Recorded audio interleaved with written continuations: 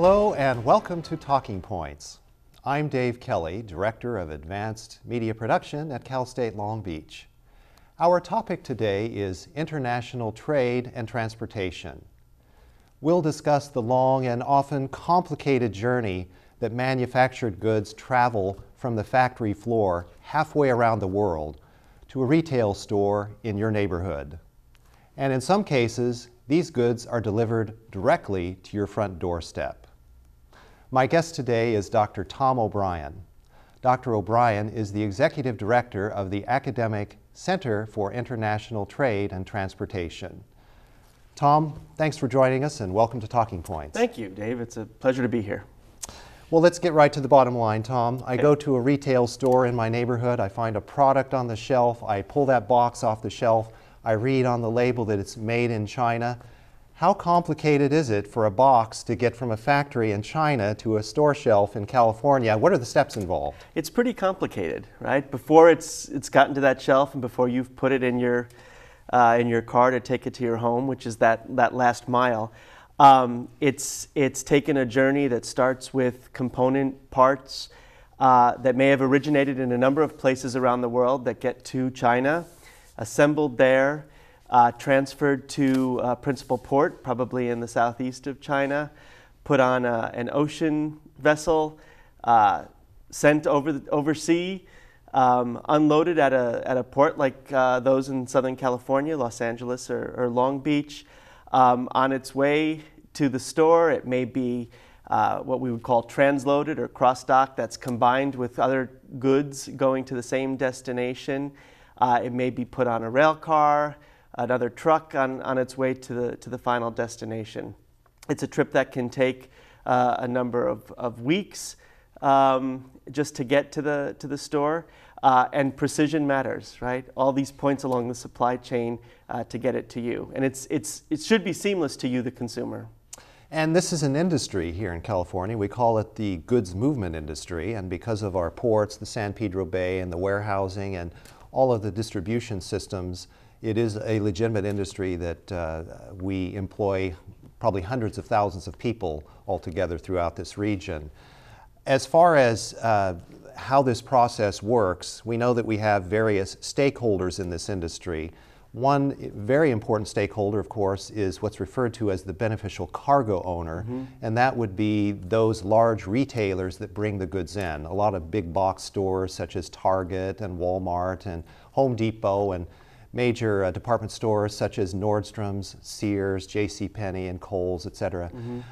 They obviously are the people that bring the goods in, but there's also the other side of the equation, which is the steamship lines, which actually ferry those goods across the ocean internationally and make the delivery.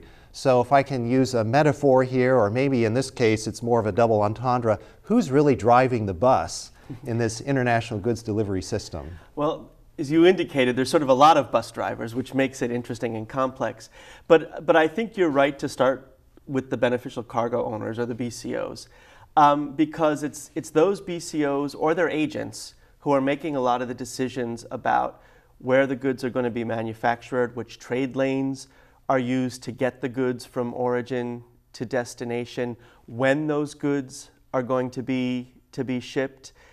They're the ones that help us define what a peak season is. You know, when are the goods going to be hitting the store shelves in time for major holidays like Christmas? So those are key players. They control a lot of not only the physical flows, but the information flows. And then the ocean vessels, the steamship lines, as you've called them, also play a critical role. They determine the ports of origin and ports of destination. And then apart from that, there's a whole host of other actors, stakeholders, that will influence the decision making. Government, regulatory agencies can play a tremendous role by either contributing to a more permissive environment or one that creates a sense of uncertainty along the supply chain. So everybody, and including the consumer, right, what they're buying and when, contributes to the decision making. As we talk about cargo that arrives in Southern California, I think the statistic is that we bring in about 40% of the goods for the entire country through these two ports of LA and Long Beach in the San Pedro Bay. But the cargo is, I guess, separated into two entities. One is the local cargo, and the other is the discretionary Right. cargo. Explain what that difference is. Well, local cargo, captive cargo, is cargo that's going to be consumed, used here in the region.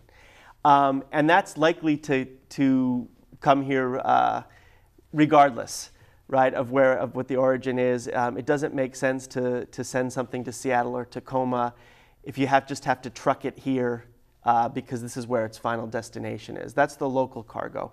And when we say local, we're talking about local as in a 500-mile radius or so. Discretionary cargo is cargo that stops here on its way to somewhere else. That takes advantage of the infrastructure, the deep water ports, the bigger vessels that are coming in, but it doesn't have to come here, right? And that's where those regulatory issues, the cost of doing business, congestion, all of those can shift trade lanes. So discretionary cargo is cargo that's a lot more vulnerable to a port like Los Angeles or Long Beach because it can go elsewhere on its way to a place like Chicago or Kansas City or anywhere else in the country. Let's talk about some of our competitors Sure. in the goods movement industry. Here on the West Coast, we have Canada, we have the ports of Seattle and Tacoma, we have Oakland, and of course our ports here, we have Mexico, and the topic that's been on everyone's mind of late is the Panama Canal, Right. because the Panama Canal, even though it's 100 years old, is about to open up a third set of locks, which are much larger and will allow much larger vessels to pass through. Tell us about that. Right. So as you've said, this is the 100th year anniversary of the opening of the Panama Canal. It was actually August of 1914, and the Panamanian voters approved an expansion of the canal to allow for larger vessels to transit through it. The effective capacity of the canal was actually reached in 1971, so it's a project that's been much needed for a long time. The idea and the hope for Panama is that vessels that could not pass through the canal because they were too large will be able to transit through the canal, drawing more business there. And that could be a game changer for ports on the East Coast, which would love to capture some of the business that's had to stop at the West Coast because the vessels couldn't go anywhere else. So the East Coast could be potential competitors. Now the problem is that vessel size is ahead now of even an expanded canal. The largest vessels coming offline are going to be too large to transit through an expanded Panama Canal. So that means the West Coast is still in play, and that means we've got to look at the mix of infrastructure and services and intermodal connections along the string of ports that run from Prince Rupert up in northern Canada down into Mexico, and those are our competitors as well. As we talk about West Coast goods movement and products coming through the West Coast, that's the assumption that all manufactured goods will come from China. And that's not necessarily the case in the future. Right, no, it's increasingly changing. The beneficial cargo owners are looking at strategies that we would call China plus one. As wages increase in China, manufacturers are looking for lower cost labor, and that lower cost labor is being found further west in China. It's being found in other countries like Vietnam, Cambodia, Thailand, thus the China plus one. It's an intra-Asian supply chain that depends upon China still as a hub, but that has a lot more spokes than it used to. And as you move production further west in China, then trade lanes that use the Suez Canal as opposed to the Panama Canal or Trans-Pacific carriage to the west coast of the US are becoming much more viable as an alternative. And we're already seeing shifts in cargo routes that will take goods and stop first in Northern Europe and then on the East Coast. So that's a potential threat as well. You mentioned in an earlier conversation we had about goods moving, I guess it would be westward from China to the Suez Canal, and those goods are traveling a well-worn path that Genghis Khan used. Yeah, right. So the starting point for the discussion is, are these all water routes? But there are actually freight routes that you can take from Chongqing, China to Duisburg, Germany, which is a major intermodal hub, which traverses some very difficult terrain through some very difficult political environments with multiple rail gauges. It's not the most efficient means of goods movement at this point, but it's been tested, and it's something that I think is only going to get better. As the supply chain and cargo looks for the path of least resistance, it wants to create alternatives for itself. And so an overland route from Asia to Northern Europe is something that's only going to be increasingly a factor in future years. Manufacturing depends on inexpensive labor, as we've been talking about, but it also has something to do with the cost of energy and raw materials. Right. Here in this country, we have an energy boom at present with all of the hydraulic fracturing and horizontal drilling that's going on in the oil and gas industry. Yeah, natural gas. Natural gas, absolutely. And with all of that infusion of new energy, does that mean we're going to see some manufacturing actually coming back to the United States? Yeah, I think some is the operative word there. Yeah. You know, supply chains have been extended because the cost of transport was lowered because of cheaper energy costs. Uncertain energy future means that it's possible to move manufacturing closer to home. The first natural step is lower cost countries that are closer to us, like Mexico, places in Central America. But there is an interest in what we would call reshoring, right? So the opposite of offshoring, bringing production closer to home. But it's not just simply the cost of energy. There's a number of things that will go into it. It's the cost of labor. So manufacturing will return to the US, I think, when you can rely upon technology, robotics, automation for production, or at least in part, if not in whole. The manufacturing is also likely to be located in places where, frankly, industry views the state as being much more business friendly and favorable, whether it's a right to work state, however it's defined. We've seen that battle between places like Washington State and South Carolina. Over Boeing. Over Boeing, right? Exactly. And so I think there will be bright spots. I think it will be in places like furniture production, which is expensive to transport, and we're seeing that. But we're seeing it in places like North Carolina where the business climate is more favorable.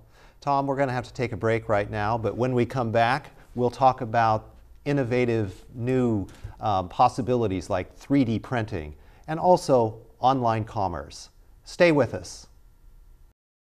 We have a job to do out here today. To be a winning team, you have to work like a winning team. My team depends on me. And my team is 50,000 strong. Looks like a lot of work's going into this. This is what it feels like to be part of a team. A winning team. The Action Team. Are you in? Action Team! Action! Get in on the action at actionteam.org. Are you in? Welcome back to Talking Points. I'm Dave Kelly. My guest today is Dr. Tom O'Brien. We're talking about international trade and transportation.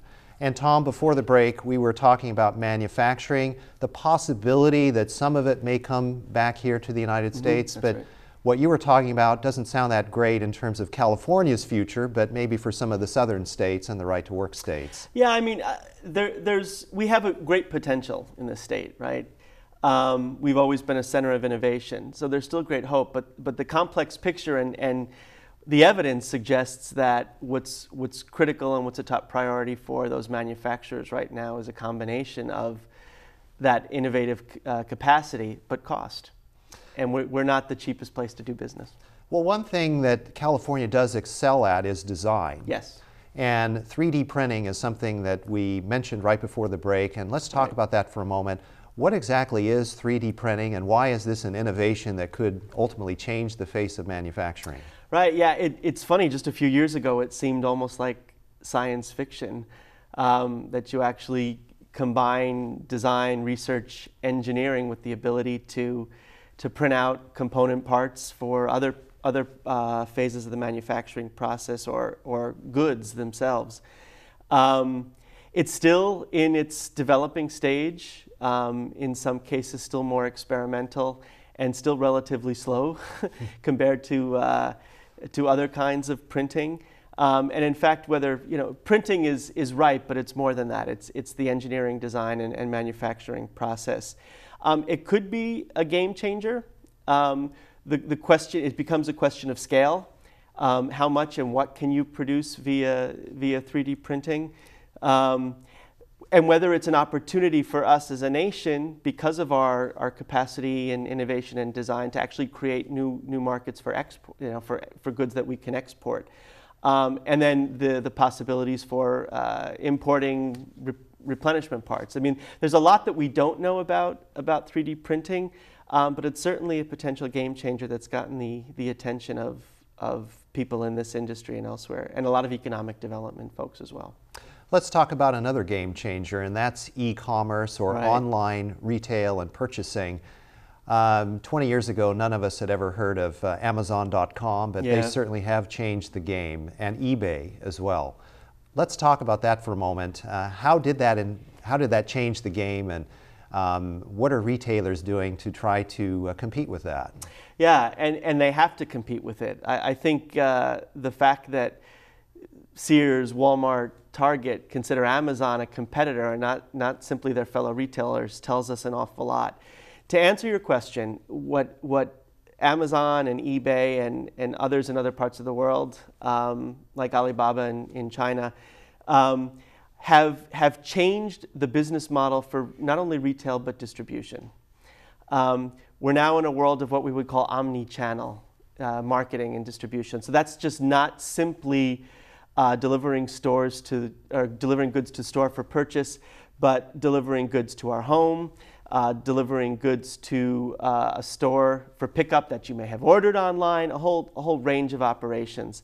Amazon has changed our expectation about when we get goods. It's not even just next day delivery. We anticipate and hope for same day delivery. We want Sunday delivery of goods. And it's changed where and how distribution occurs. It's not just the old model of commodity-based distribution where you sort of ship and store like goods. We're now in a world of velocity-based distribution, getting goods to market or to the home as quickly as possible. Those distribution centers are now becoming fulfillment centers. They have a larger footprint. They're higher, taller. They have to be more flexible to accommodate flow-throughs of different kinds of goods. And they have to be at the edge of our urban environments so you can reach the customers when they need to reach. So it's a whole new way of doing business, driven in part by consumer demand, consumer expectations, and a business that's willing to meet those demands.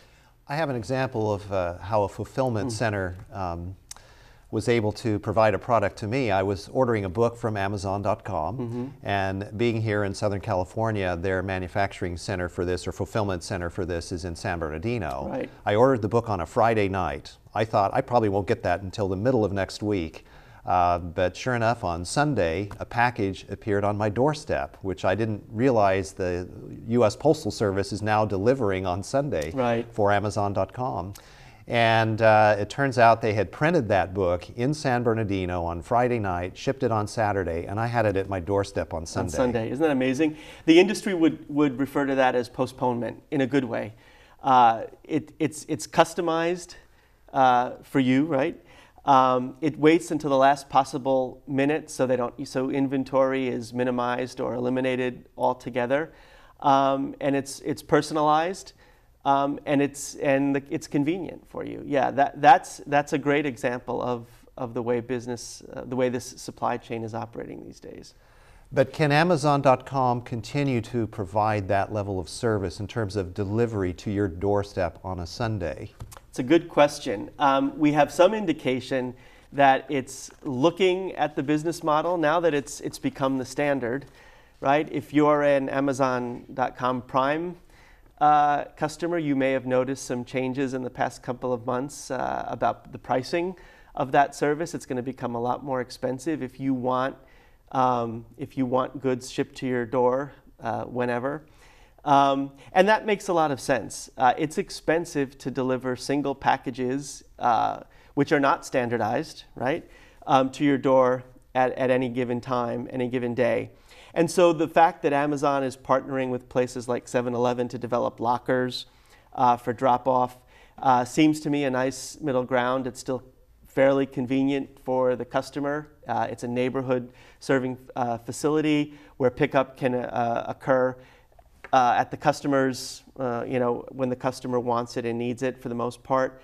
But it minimizes the network and the cost of serving every last mile for Amazon. So I think we're probably going to be seeing some transition to that. It's a middle ground. It will just be another option for the consumer as well as for the provider. In terms of the retailers, I was trying to think, how can a retailer compete with that kind of distribution and delivery strategy? And the only thing that I could think of was, if I want a product right now and I've got an impulse to buy that product, I can go to the retail center and pick it up immediately. I don't have to wait until Tuesday for the delivery if I buy it on Sunday night or Monday or what have you. And also, delivery is immediate. I just put it in the trunk of my car and it's there. That's right. And the smart retailers and the more successful retailers are allowing you to go online and order that good for pickup if you want, to make sure that it's ready and in stock. You've got retailers that are taking advantage of technology, robotics, to sort of make the shopping experience as exciting as possible, so that you will want to go into a store. And information, making sure that the expectations of a product being available are met. The other thing, though, that smart retailers are doing are sort of, it's an example of, if you can't beat them, join them.